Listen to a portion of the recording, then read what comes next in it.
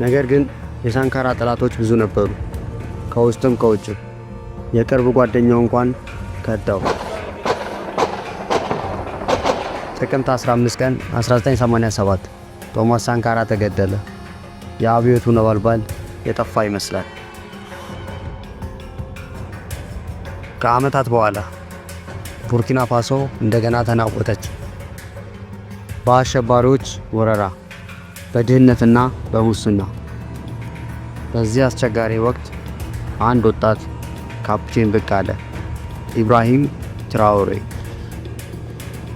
አገራችን አደጋ ላይ ናት፣ ዝም ብለን ማየት አንችልም፣ ለቡርኪና ፋሶ ነፃነት እንታገላለን። ትራኦሬ ከፈረንሳይ ርቆ ወደ ሩሲያ ተጠጋ። የወርቅ ማዕድኖችን ለመቆጣጠር እርምጃ ወሰደ። ከማሊና ኒጀር ጋር በመሆን ከአፍሪካ ምዕራብ ሀገራት የኢኮኖሚ ማህበረሰብ ለመውጣት